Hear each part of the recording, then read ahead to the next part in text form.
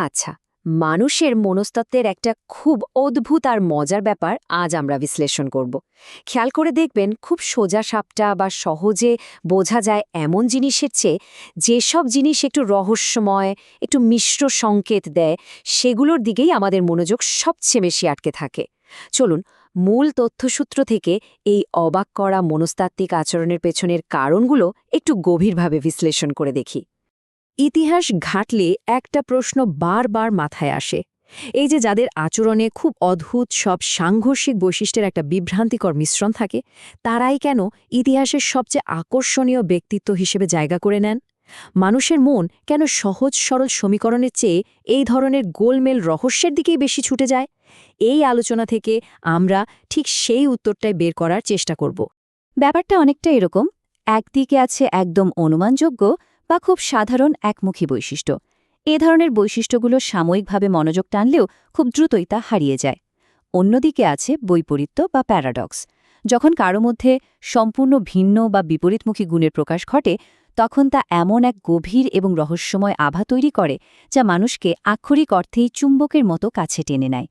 এই পুরো ব্যাপারটার মূলে আছে মিশ্র সংকেত বা মিক্সড সিগন্যাল।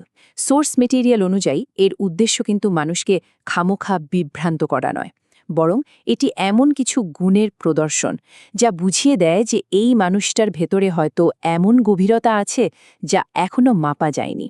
ধরুন একই সাথে কেউ খুব কঠোর আবার খুব কোমল, কিংবা আধ্যাত্মিকতার সাথে পার্থিব কামনার এক অদ্ভুত মেলবন্ধন। ব্যাপারটা বেশ কৌতূহল উদ্দীপক, তাই না?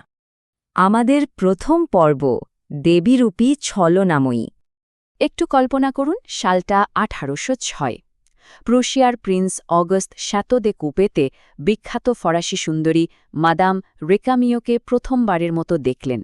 দেখামাত্রই তিনি মাদাম রেকামিয়ের দেবীর মতো স্নিগ্ধ চেহারা, নিষ্পাপ আচরণ আর সেই স্বচ্ছ গ্রিক পোশাক পরা জাদুকরী নাচের প্রেমে একদম হাবুডুবু খেতে শুরু করলেন। দৃশ্য তো মনে হচ্ছিল যেন স্বর্গ থেকে কোনো দেবী পৃথিবীতে নেমে এসেছেন। কিন্তু মজার ব্যাপার হল, মাদাম রেকামিয়ে মিশ্র সংকেত ব্যবহারে ছিলেন রীতিমতো ওস্তাদ। একদিকে তিনি আধ্যাত্মিক আর নিষ্পাপ একটি আবরণ তৈরি করে রাখতেন, অন্যদিকে তিনি ছিলেন দারুণ এক ছলনাময়ী। তার প্রতিটি প্রবেশ হতো অত্যন্ত সুপরিকল্পিত। হঠাৎ করে দেয়া তার রহস্যময় দৃষ্টি আর বয়স্ক স্বামীর সাথে সম্পর্কহীন বিয়ের অদ্ভুত গুজবগুলো তার প্রেমিকদের এক যন্ত্রণাদায়ক দূরত্বের মধ্যে আটকে রাখত। এই সাংঘর্ষিক সংকেতের প্রভাব যে কতটা তীব্র হতে পারে তা প্রিন্স অগাস্টের একটা উক্তি থেকেই স্পষ্ট। তিনি বলেছিলেন, তিনি ছিলেন আমার জীবনের শেষ প্রেম। জীবনের বাকিটা সময় আমি ছিলাম বজ্রপাতে আঘাতপ্রাপ্ত একটি গাছের মতো। বুঝতেই পারছেন, কোনো সুস্পষ্ট প্রতিশ্রুতি না পেয়েও শুধুমাত্র এই রহস্যময়তার কারণেই প্রিন্স আজীবন তার প্রতি একদম অন্ধের মতো অনুগত ছিলেন। এবার আসা যাক দ্বিতীয় পর্বে, কঠোর শিল্পমনা অস্কার ওয়াইল্ড। চলুন 1881 সালের আমেরিকায় ফিরে যাই। বিখ্যাত নাট্যকার অস্কার ওয়াইল্ডের অত্যন্ত সফল কিন্তু অদ্ভুত একটা লেকচার ট্যুরের দিকে তাকানো যাক। তিনি যখন নিউ ইয়র্কে পৌঁছালেন, তখন নিজেকে খুব কোমল এবং একটু কৃত্রিমভাবে উপস্থাপন করলেন। পরনে হাঁটু পর্যন্ত ব্রিচেস, সবুজ মখমলের কোট, সিল্কের মোজা আর হাতে ধরা ফুল। এটা ছিল তার চরিত্রের কেবল একটা দিক। কিন্তু এই কোমল রূপের আড়ালে লুকিয়েছিল এক বিস্ময়কর শারীরিক সহনশীলতা আর কঠোরতা। শ্রোতারা যখন তাকে আক্রমণ করে কথা বলত, তিনি একদম চরম শালীনতার সাথে তা সামলে নিতেন। ভাবলে অবাক লাগে, তিনি লিডভিলের একটি অত্যন্ত গভীর খনিতে নেমেছিলেন এবং সেখানকার রুক্ষ শ্রমিকদের সাথে পাল্লা দিয়ে অবলীলায় মদ্যপানও করেছিলেন। কলোরাডোর এক কাউবয়ের একটা মজার উক্তি আছে, যা পুরো দৃশ্যপটটা নিখুঁতভাবে ফুটিয়ে তোলে। সে বলেছিল, লোকটা কোনো এক শিল্পটিল্প নিয়ে কাজ করে ঠিকই, কিন্তু সে আমাদের যে কোনো কাউকে মদ্যপানে হারিয়ে দিতে পারে এবং তারপর আমাদের দুজনকে একসাথে কাঁধে তুলে বাড়ি নিয়ে যেতে পারে। ঠিক এই বৈপরীত্যই সেই রুক্ষ শ্রমিকদের মনে তার জন্য এক অপ্রত্যাশিত সম্মান আর চরম বিস্ময় তৈরি করেছিল। আমাদের তৃতীয় পর্ব, মনস্তাত্ত্বিক আকর্ষণের মূল চাবিকাঠি। তো ঐতিহাসিক ঘটনাবলী তো অনেক হলো, এবার একটু মনস্তাত্ত্বিক দিকটা নিয়ে ভাবা যাক।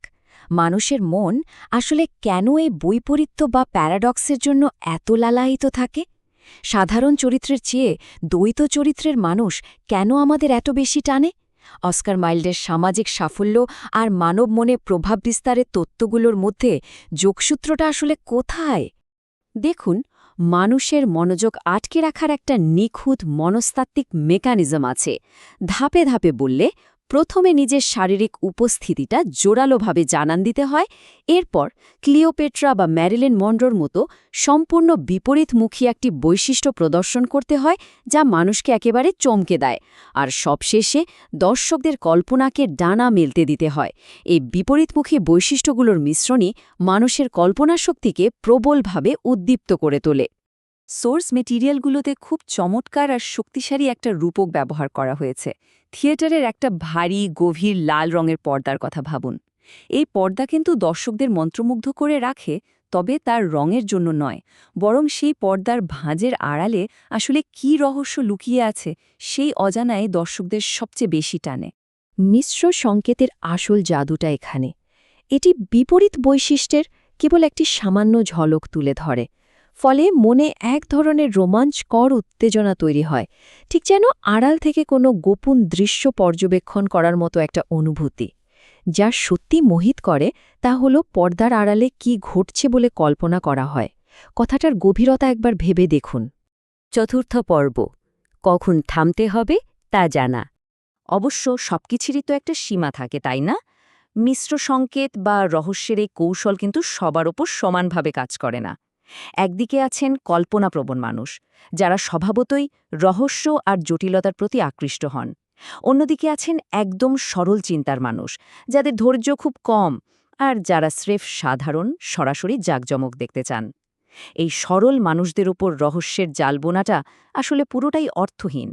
মজার বিষয় হল, ক্যাসানোভার মতো মাস্টার ইনফ্লুয়েন্সাররাও এই ব্যাপারটা খুব ভালোভাবে বুঝতেন। তিনি প্রথম সাক্ষাতে মানুষের প্রতিক্রিয়া মেপে নিতেন। যদি বুঝতেন যে সামনের মানুষটি মনস্তাত্ত্বিক রহস্য বোঝার মতো সংবেদনশীল নয়, তখন তিনি এক মুহূর্তও দেরি না করে নিজের কৌশল বদলে ফেলতেন এবং শুধুমাত্র জাঁকজমকপূর্ণ উপস্থিতির আশ্রয় নিতেন। সুতরাং এখান থেকে পাওয়া সবচেয়ে গুরুত্বপূর্ণ নিয়মটি হল, যারা শুধুমাত্র সরলতা খোঁজে তাদের ওপর জোর করে রহস্য চাপিয়ে দিয়ে সময় নষ্ট করার কোনো মানেই হয় না। সোর্স মেটেরিয়ালে খুব স্পষ্টভাবে বলা হয়েছে, যাদের গভীরতা বোঝার ক্ষমতা নেই তাদের জন্য অযথাই গভীরতা তৈরি করবেন না। একদম পয়েন্ট টু পয়েন্ট কথা। আজকের এই বিশ্লেষণের একদম শেষে এসে আপনাদের জন্য একটা চিন্তার খোরাক রেখে যাচ্ছি। আমরা মানুষের যে বৈপরীত্য দেখে এত মুগ্ধ হই, তা কি সত্যি তাদের ভেতরকার গভীরতার প্রমাণ, নাকি পুরো ব্যাপারটাই মানুষের মনোযোগ কেড়ে নেওয়ার জন্য খুব নিখুঁতভাবে সাজানো একটা অভিনয়? প্রাত্যহিক জীবনে আমাদের চারপাশে মানুষের আচরণের পেছনের এই লুকানো মেকানিজমগুলো একটু সতর্কভাবে পর্যবেক্ষণ করলেই হয়তো এই প্রশ্নের উত্তরটা আমরা পেয়ে যাব। এতক্ষণ সাথে থাকার জন্য সবাইকে অনেক ধন্যবাদ।